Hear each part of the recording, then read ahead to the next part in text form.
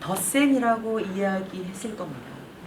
그러나 산부인과 의사가 봤다면 배꼽이라고 이야기할 수도 있습니다. 이 교를 목사님이 봤다면 십자가라고 해석할 수도 있습니다. 교통경찰이 봤다면 사거리라고 이야기할 수도 있습니다. 간호사가 봤다면 적십자라고 이야기할 수도 있고요. 약사가 봤다면 녹십자라고 이야기할 수도 있습니다. 왜 그럴까요? 각자의 입장에서 바라보기 때문에 그렇습니다. 그러니 답이 전부 틀린 게 아니라 그저 다를 뿐입니다. 그런데 우리는 살면서 나의 생각과 다르거나 내 입장과 다르면 상대를 판단할 때 틀렸다고 판단합니다. 그저 다를 뿐인데 틀렸다고 판단해서 갈등의 골을 키워갑니다. 그리고 그 갈등의 골은 차이와 차별을 만들어냅니다. 서로 다르다라는 말은 차이가 있어 라고 해석할 수 있지만 당신이 틀렸어 라고 말하는 순간 차별의 가능성을 수반하게 됩니다. 다름과 틀림, 차이와 차별, 그것은 한 끗 차이지만 많은 것을 배포하고 있습니다. 어느 날 공자에게 한 제자가 와서 질문을 합니다. 선생님, 좋은 생각이 떠오르면 바로 즉시 실천해야 할까요? 공자가 대답합니다. 아니다.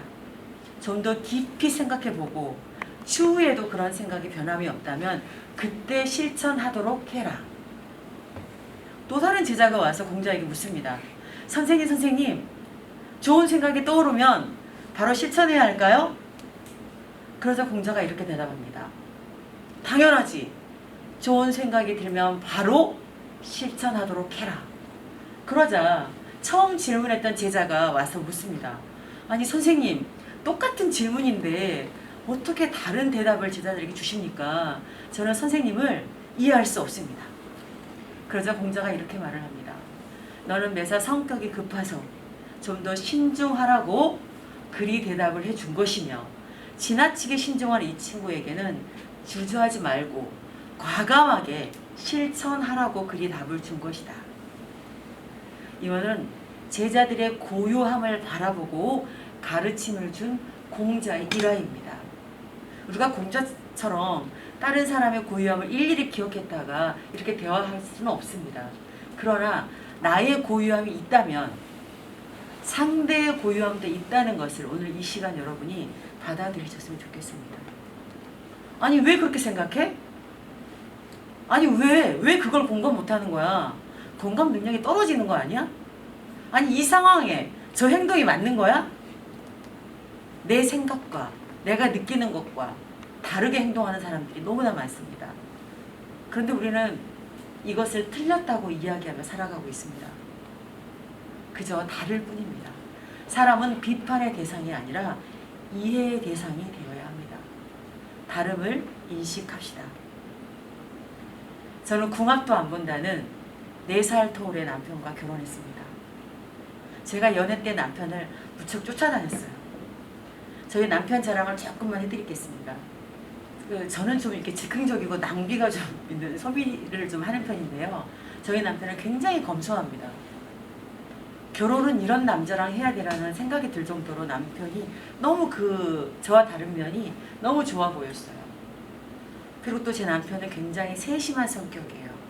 무슨 일을 할 때마다 그거를 계획을 세우고 그 계획대로 실행하는 사람이에요. 저는 좀 즉흥적이고 남편 말고는 참 도전을 많이 한다고 하는데 저는 모든 거를 하고 싶으면 즉시 시도해보는 사람인데 저희 남편은 한 번 더 생각하고 또 그거를 계획을 세워보고 이렇게 꼼꼼하고 세심한 남편입니다. 저는 자유분방한 옷 스타일을 좋아하는데 저희 남편은 항상 말끔한 스타일입니다. 저는 근데 연애 때는 그 모습이 너무나 좋아 보였어요. 그리고 저희 남편의 트레이드 마크는 뭐냐면 좀 황당한 상황이 생기면 남편이 수줍게 웃어요. 저는 근데 이 미소가 너무나 마음을 설레게 했습니다. 이 남자랑 결혼해야 되겠구나.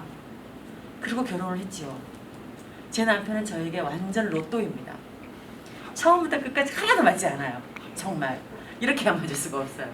분명히 제가 저와 다른 남편의 매력에 빠져서 결혼을 결심했는데 그것이 원인이 되어서 갈등을 갖게 되었습니다.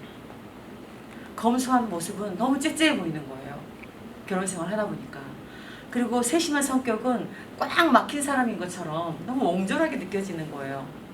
또 말쑥한 옷차림, 어쩜 저렇게 자기밖에 모를까라는 생각이 들었습니다. 지금도 사실 우리 남편이 60이 다가오시는데도 좀 당황한 상황이 생기면 그 미소를 지금도 지어요. 설레진 않죠. 지금 속으로 그렇죠. 사회성이 좀 부족한 건 아닐까? 이런 생각이 들긴 하는데 저희가 이 문제를 해결하지 못해서 남편과 사랑과 전쟁 드라마를 정말 여러 편 찍고 나서 가정의 위기를 어떻게 극복하느냐를 두고 긴 대화를 했습니다.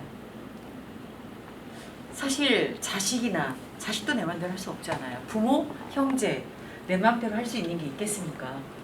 유일하게 내 맘대로 할 수 있는 내 자신조차도 변화하기가 너무 어렵잖아요. 그런데 남편을 바꿔보겠다고 간섭하고 상처를 주었습니다. 남편과 긴 대화 끝에 서로 다른 취향을 인정해주고 존중해주기로 약속했습니다.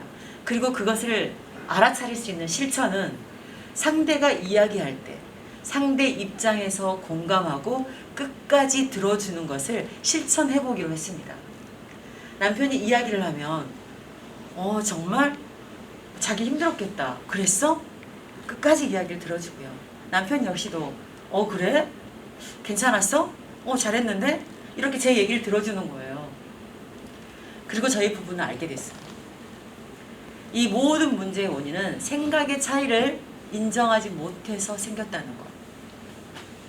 지금은 세상에서 가장 확실한 편은 남편입니다. 저에게. 남편 역시 아마 제가 가장 자신을 사랑하고 이해해주는 사람이라고 저는 믿고 있습니다. 생각의 차이는 행동의 차이를 만들고 행동의 차이는 결과의 차이를 만들어냅니다. 저는 김미자일 뿐인데 많은 사람들이 저를 다르게 평가합니다. 외국인 같다고 가까이 계시죠? 한국 사람이 맞냐고? 한국말을 잘하냐고? 저는 김미자일 뿐인데 모두가 다르게 평가합니다.